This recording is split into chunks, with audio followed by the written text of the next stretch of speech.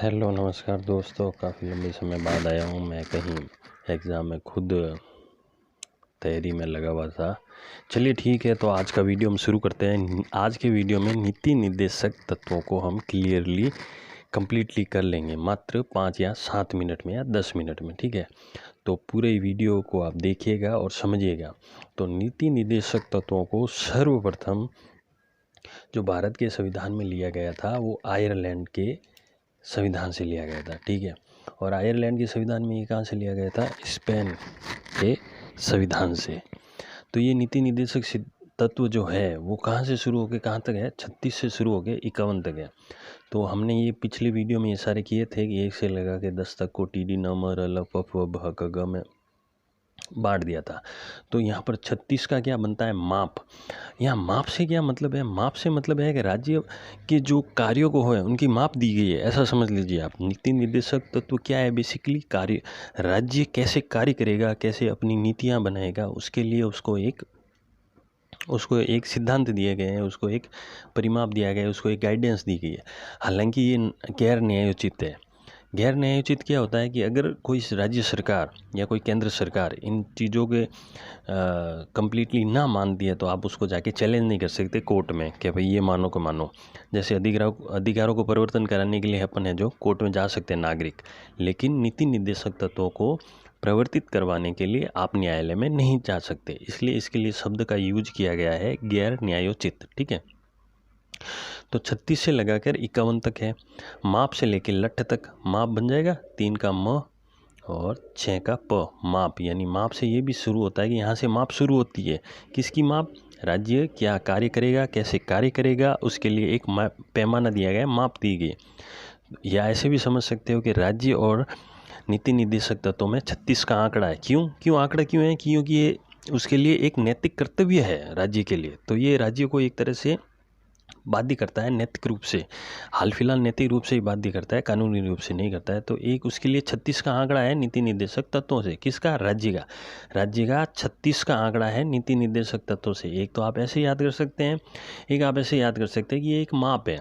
अब ये आप बोलोगे हम तो वैसे ही साधारण तरीके से ही याद कर लेंगे, लेकिन मैंने पहले भी बताया है नेमोनिक से याद करने का ये फ़ायदा होता है कि आपको ज़्यादा रिविजन करने की ज़रूरत नहीं पड़ती है, आपका समय बचता है। तो उस समय का आप प्रयोग है जो आप अन्य कार्यों के लिए कर सकते हैं, अन्य पढ़ाई के लिए भी। ठीक है, तो अब ये 3 मिनट तक हो गए तो हम वापस शुरू करते हैं। देखिए, ये नीति निर्देशक तत्व शुरू होते हैं यहाँ से, माप से। ठीक है भैया, माप में सबसे पहले क्या आता है? 36 में राज्य की परिभाषा।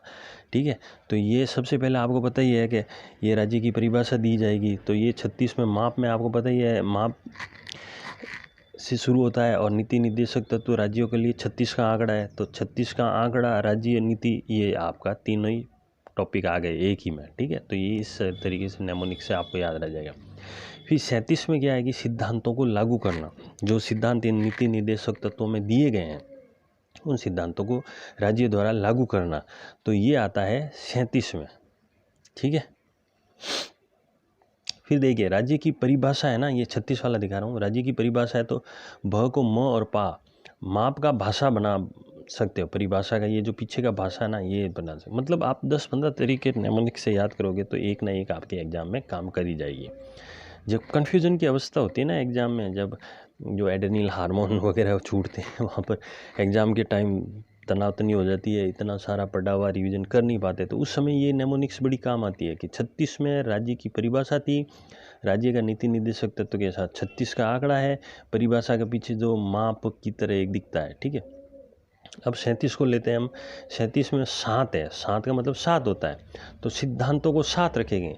देखो सिद्धांतों में भी 7 का एक वो साउंड आता है, और 7 रखने का भी एक है कि लागू करना है। तो 37 में 7 रहेगा किसका? सिद्धांतों का। तो नीति निर्देशक तत्व में जो सिद्धांत दिए गए हैं उनको लागू करना राज्य का काम है। तो ये 37 में 7। अब 38 में आता है। 38 में क्या है? राज्य द्वारा जन कल्याण के लिए सामाजिक व्यवस्था को बढ़ावा देना। मैंने आपको पहले ही बताया था कि 38 एक तरह से गांधी जी का है। ठीक है, 38 एक दृष्टिकोण है।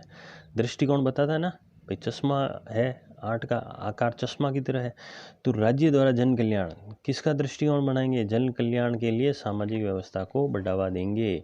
यह भी क्वेश्चन आ चुका है कि जन कल्याण के लिए व्यवस्था को बढ़ावा देना, ये 38 का है। तो दृष्टिकोण से आपको याद रह जाएगा, ये 8 है, ये दृष्टिकोण यानी कि चश्मा बताता है, तो ये जन कल्याण के लिए सामाजिक व्यवस्था को बढ़ावा देना है। ठीक है। 39 क्या है? राज्य अनुसरणीय कुछ नीति सिद्धांत और बच्चों के स्वस्थ विकास हेतु। 39 का क्या बनता? मूक बनता है इसके हिसाब से क्या बनेगा? मूक। ठीक है। तो मूक जो कौन होते हैं?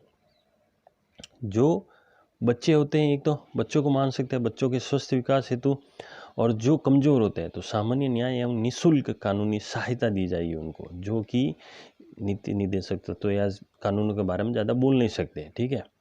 तो राज्य अनुसरणीय कुछ नीति सिद्धांत दे रखे हैं मूक में, ये सिंपल है। अब आएगा देखिए मज़ा। भारत की रग में क्या बैठता है? गाँव। भारत की रग में क्या रहता है? गाँव। रग रग में गाँव है, तो गाँव पंचायतों का संगठन। रग से याद रह जाएगा। 40 से एक क्वेश्चन आया हुआ है कि तिवारी ग्राम पंचायतों का संगठन है 40 में। एक राठी जी हमारे टीचर थे, तो राठी जी व्यापारी कॉम टाइप होती है, तो काम देती है।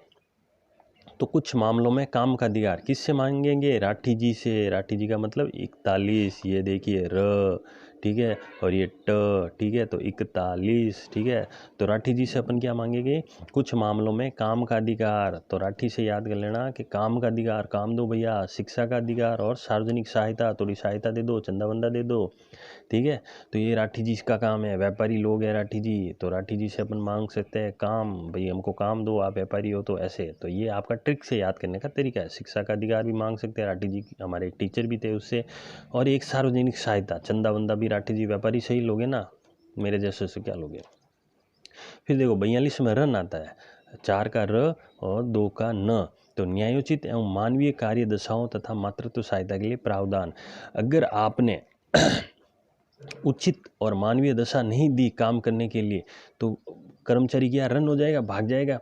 तो रोकने के लिए, यानी वो रन ना करे, भाग ना जाए काम से, इसलिए उसको रोकने के लिए न्यायोचित एवं मानवीय कार्य दशाओं तथा मातृत्व सहायता के लिए प्रावधान करना है। ठीक है। तो ये इस नेमोनिक से आप याद कर सकते हैं। 43 में क्या? रम। रम आपको पता ही है रम क्या होती है।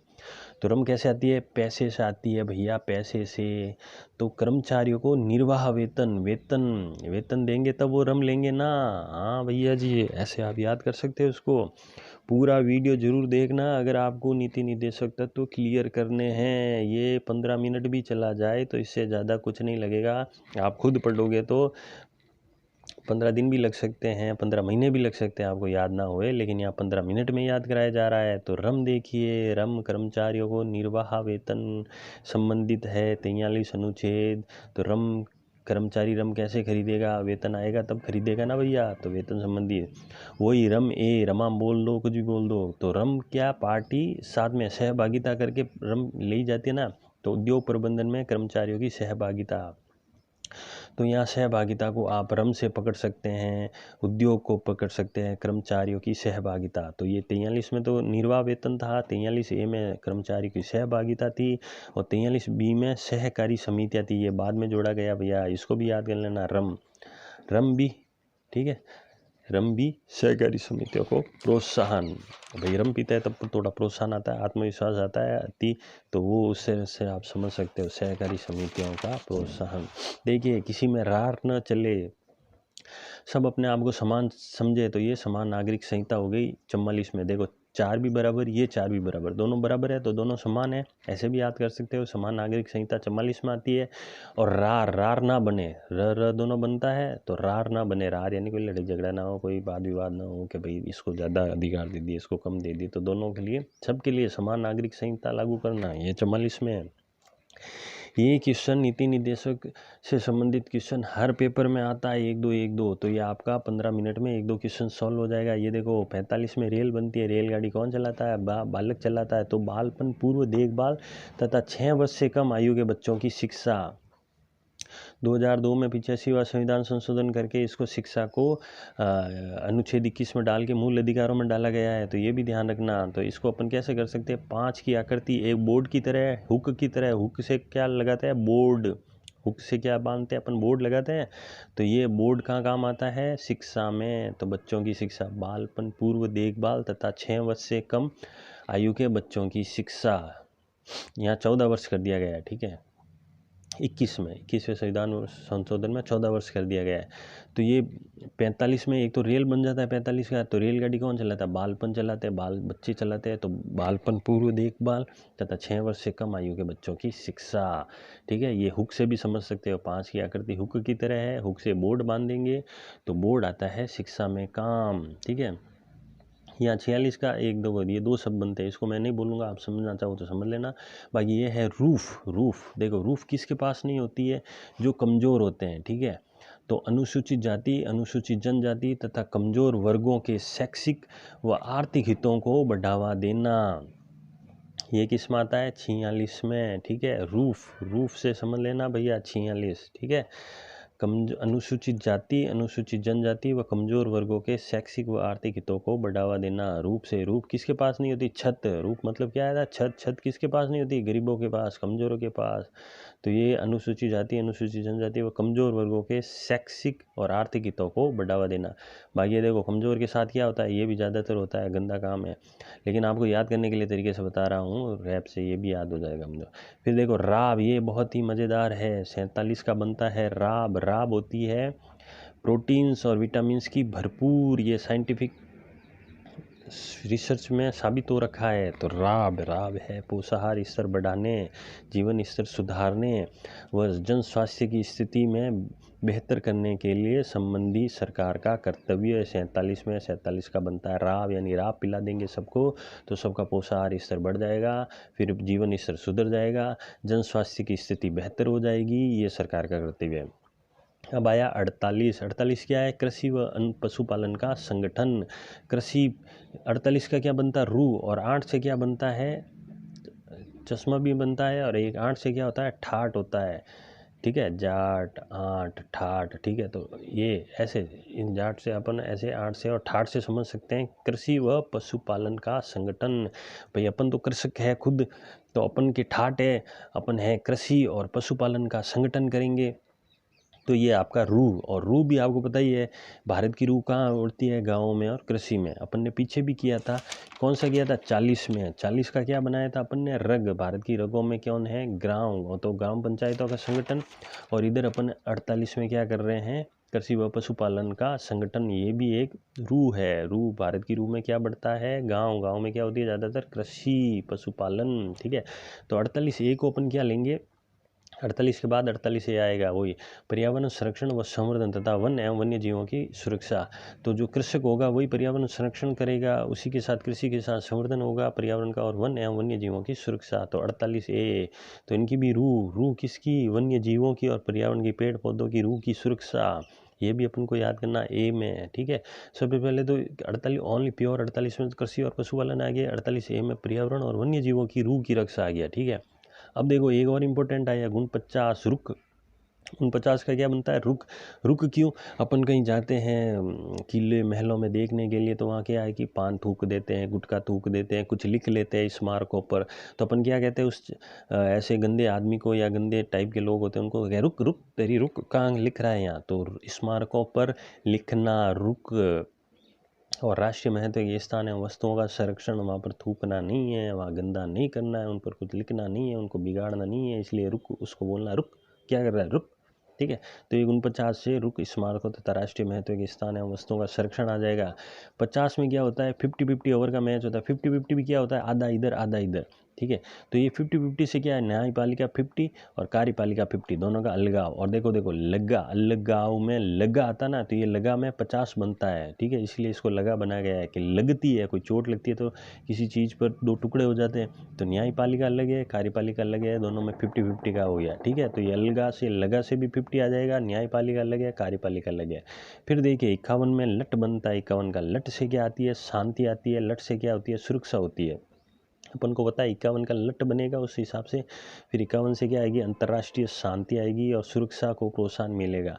एक 51 नेक भी दिया जाता है अपने इधर, तो नेक एक बहुत पवित्र और बड़ी चीज़ होती है, तो ये अंतर्राष्ट्रीय तक पहुँचेगी। तो अंतर्राष्ट्रीय के लिए आपको 51 याद रखना है, और याद रखने का तरीका मैंने 2 बता दिया। 51 से लट बनेगा, लट से शांति रहती है और सुरक्षा रहती है। तो ये आपका हो गया पूरा नीति निर्देशक तत्व। अब अपन क्या देखेंगे, नीति निर्देशक तत्वों के लिए भीमराव अंबेडकर साहब ने क्या कहा था, डॉक्टर भीमराव साहब ने कहा था कि मूल अधिकारों के साथ निर्देशक तत्व संविधान की आत्मा एवं दर्शन है। यानी मूल अधिकार तो संविधान की आत्मा बोले ही है, दर्शन बोले ही है, लेकिन उसके साथ निर्देशक तत्व भी संविधान की आत्मा एवं दर्शन है। ये क्वेश्चन आ रखा है और आ भी जाएगा और आगे के मूल अधिकारों के साथ और कौन सा तत्व जुड़ता है जो संविधान की आत्मा में बताया गया है, तो कर्तव्य या और कुछ दे दिया जाएगा, तो वहाँ पर नीति निर्देशक तत्व है, ये ध्यान रखना। मूल अधिकार और नीति निर्देशक तत्व, और इनको एक ही गाड़ी के 2 पहिए भी बताया गया है। उद्देश्य क्या है नीति निर्देशक तत्वों का, उद्देश्य है लोक कल्याणकारी राज्य का निर्माण। गैर न्यायोचित प्रकृति का ये बता दिया। गैर न्यायोचित क्या, इनको प्रवर्तन कराने के लिए आप न्यायालय में नहीं जा सकते। इनका उद्देश्य क्या है, लोक कल्याणकारी राज्य का निर्माण करना है। देखिए वर्गीकरण ये भी क्वेश्चन आया हुआ है, गांधीवादी सिद्धांत कौन से, उदारवादी सिद्धांत कौन से, और समाजवादी सिद्धांत कौन से, यानी नीति निर्देशक तत्व कौन से समाजवादी। तो समाजवादी नीति निर्देशक तत्व है अनुच्छेद 38, 39, 39 क, 41, 42, 43, 43 क, 47। ये अपन को कैसे याद रखना है, जिनमें प्योर समाजवाद झलके वो समाजवादी हो गए, जिनमें गांधी दर्शन झलके। गांधी दर्शन क्या है, पंचायत है, काम की मांग है। ये कौन सा था, 43 अपन ने क्या याद किया था, रम यानी कि वेतन, याद हुआ सीधा। इधर क्या हुआ था, बी में आपके आया था वो कौन सी, सहकारी समितियां का, ठीक है, सहकारी समितियों का 2011 में इसका नियम बनाया गया है। और 46 में क्या आया था, रूफ, ठीक है, अनुसूचित जाति जनजाति का, ठीक है। और इसमें क्या आया था, ये था रूफ, सॉरी ये सही है। इसमें आया था राब, पोषाहार, ठीक है, पोषाहार और स्वस्थ जीवन शैली वगैरह, ठीक है। तो ये गांधी जी का है पोषाहार वगैरह। इसमें क्या आया था 38 में, आपको पता ही है 38 में क्या आया था, ये देखिए दृष्टिकोण कौन सा, आपको दृष्टिकोण बनाना सामाजिक उत्थान का, सामाजिक न्याय का, ठीक है। और 39 में क्या आया था, 39 में आया था आपका, हाँ वो निःशुल्क न्याय व्यवस्था, ये 39 की है। और बच्चों के लिए एक स्वस्थ लागू करना। 41 में क्या आया था, राठी जी, काम मांगना, चंदा मांगना, सामाजिक सहायता बोलते हैं जिसको, शिक्षा का अधिकार मांगना। और इसमें क्या आया था, रन यानी कि उचित कार्य दशाएं करे, मातृत्व अवकाश देवे तो कार्य कर्मचारी रुकेगा नहीं तो भाग जाएगा। इसमें क्या आया था,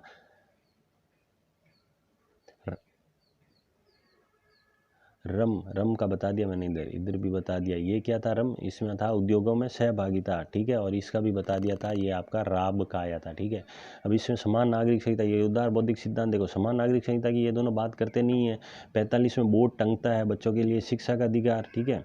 और रेलगाड़ी छोटे बच्चों के लिए उनका ध्यान रखना, वो भी सरकार का उत्तरदायित्व है, ये उदार बौद्धिक सिद्धांत है, ठीक है। इसमें क्या आया था, कृषि, ये पशुपालन, ये क्वेश्चन आया था, ठीक है, वगैरह वगैरह। इसमें क्या आएगा, वन्य जीव संरक्षण, ठीक है। और इसमें क्या आया था, थूकना नहीं है, नो थूकना, नो रुख, ठीक है, रुख का, ये अपनी संपदा हो गई या कोई ऐतिहासिक स्मारक हो गया, ठीक है। इस प्रकार से अपन वर्गीकरण देखते हैं, समाजवादी, गांधीवादी और उदार बौद्धिक सिद्धांत। फिर देखिए 46वां संविधान संशोधन 2002, अनुच्छेद 45 में जो था क्या, शिक्षा का अधिकार छोटे बच्चों का 6 वर्ष का था, तो उसको अनुच्छेद 21 में ले लिया 14 वर्ष का करके। प्राथमिक शिक्षा के अधिकार को 86वें संविधान संशोधन 2002 द्वारा, ये क्वेश्चन आया हुआ है भैया, तो आपको सीधा याद करना है 86वां संविधान संशोधन 2002 में, ठीक है। 14 वर्ष तक के बच्चों के लिए निःशुल्क अधिकार ले लिया। 21 कौन सा अधिकार है, जीने का अधिकार, गरिमापूर्ण जीवन जीने का अधिकार, मेनका गांधी वाला इसमें आता है, ठीक है। ये ध्यान रखना, वो बाहर गई थी विदेश में, उसने बोला मेरा मूल अधिकार है। और ये क्या, गरिमापूर्ण जीवन जीने का अधिकार, इसमें आपको न्याय देना, निःशुल्क न्याय व्यवस्था देना, निःशुल्क शिक्षा देना, एक मानव जीवन जो गरिमापूर्ण जी सके उसका। गोलकनाथ बनाम पंजाब सरकार का क्या काम था, ये पब देखो, पब में कौन जाता है, गोल गोल आदमी घूमता है पब में जाके, तो ये देखो गोल हो गया, और पंजाबी तो होता ही है, ठीक है। तो मूल अधिकारों में परिवर्तन नहीं होगा, ये कहा गया था गोलकनाथ में है, ठीक है। मिनरवा मिल्स देखो, मिल्स में क्या होता है, आटा वाटा पीसता है, तो उसमें हंगरी होता है तब आटा, ह और ग, ठीक है। हंगरी र तो नहीं है, लेकिन ह और ग ऐसे हंगरी बना दिया, 1980 याद रहे आपको, ठीक है। मिनरवा मिल्स मामला, मूल अधिकारों को नीति निर्देशक तत्वों पर वरीयता दी गई है। मूल अधिकारों को मिनरवा मिल्स मामले में मूल मिनरवा म ये देखो, ठीक है। म ल मिल्स में म भी आता है, ल भी आता है, मूल में मूल भी आता है, तो इससे आपको याद रह जाएगा कि मूल अधिकारों को नीति निर्देशक तत्वों पर वरीयता दी गई। ये भी क्वेश्चन आए हुए एग्जाम में, अब की बार भी आया था। अब की बार किसका आया था, उस औरत का आया था, कार्यस्थल पर जो शोषण होता है औरतों का, उसका आया था RS में प्री में, अब की बार क्वेश्चन 2021 में। तो मेरे भाई लोगों, ये मैंने सब कुछ आपको समझा दिया है, ये ट्रिकों के साथ समझाया गया है। ये ट्रिक आपको अगर समझ में ना आए तो पहले वाली वीडियो देख लेना, उसमें बताया गया है कि ये 1 से लगाकर 10 को ये नाम दिए गए नेमोनिक्स के हिसाब से, TD नमर ल पफ व भ क ग। तो इससे आपको याद करने में आसानी होगी। Good day, good bye. पूरा वीडियो देखने के लिए धन्यवाद। इसको शेयर कीजिए, सब्सक्राइब कीजिए। और भी कोई आपके पास अगर कमेंट्स हो अच्छे पॉजिटिव या कोई सलाह वगैरह हो तो मेरे को ज़रूर आप भेजिएगा। धन्यवाद।